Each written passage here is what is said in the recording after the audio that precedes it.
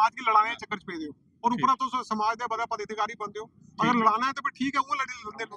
मतलब इयां थोड़ी गल है कि मैं तुस प्रोवोक करके एक समाज की तुस प्रोवोक करके भगवा दे उपर प्रोवोक करके अस दूए पर प्रोवोक करके फिर हो जंदे सामने सामने। शासन को भी ये चीज सोचनी चाहिए थी कि शहर का हमारे वातावरण जो है वो कैसे सुरक्षित रह सकता है।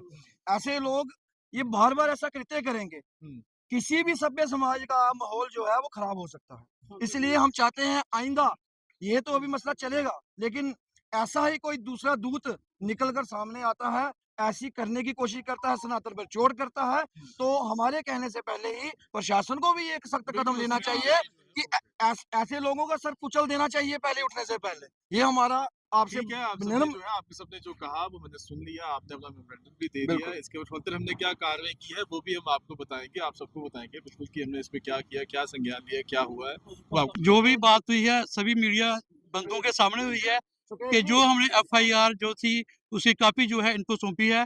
तो डीएसपी साहब ने आश्वासन दिया है कि इसके ऊपर हम जो है कार्रवाई कर भी रहे हैं और करेंगे। तो हमने कहा है कि बंद कमरे में नहीं होना चाहिए, बल्कि सभी मीडिया के सामने जो भी कार्रवाई होगी वो सभी जो भी भगवा को जो मतलब जो समझते हैं जिनको ठेस पहुंची है तो वो उसको जो है उनके सामने जो है ये सभी कार्रवाई जो है होनी चाहिए। अभी के लिए जो हमारा पहला निर्णय ये था 48 घंटे पूरे होने के बाद, जिसमें हमने बैठक की, जिसमें सभी जितने भी हमारे हिंदू संगठनों के जितने भी दल हैं, खास तौर पर पूरे जिले की जो शीर्ष सनातन धर्म सभा की हमारी जो कमेटी है, उसके प्रधान श्रीमान बृजमोहन शर्मा जी और साथ में उनके जितने भी दायित्ववान साथी हैं सनातन धर्म सभा के, दुर्गा नाटक मंडली रियासी के, विभिन्न रामलीला केंद्र पूरे हमारे प्रखंड के जितने भी हमारे रियासी के क्षेत्रों के आगे पीछे गांव पड़ते हैं, उनके भी सदस्य थे। खास तौर पर हिंदू जागरण मंच के प्रदेश अध्यक्ष श्रीमान टाकन दास जी हमारे बीच मौजूद हैं इस प्रेस वार्ता में, और जिले के जो हिंदू जागरण मंच के अध्यक्ष हैं श्रीमान सुकेश शर्मा जी भी हमारे बीच में है इस समय।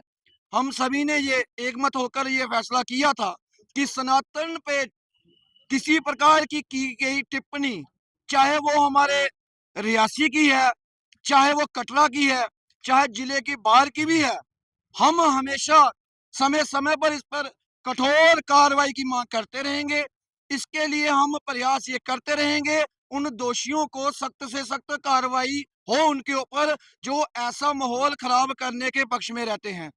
आज हमारी कहीं ना कहीं, अभी तो हमारा सिर्फ काफिला ये सिर्फ यहाँ तक इसलिए इतना था कि हम सिर्फ एफआईआर देने आए हुए थे।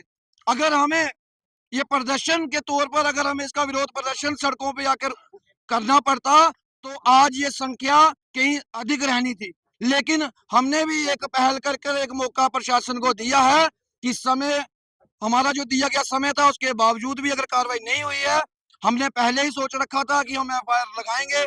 आज एफआईआर हमने सौंपी है, अब ये देखा जाना चाहिए कि इसके ऊपर कार्रवाई कितनी जल्द होती है। देखिए आपके सामने था, बंद कमरे में तो कोई बैठक हमारी हुई नहीं है।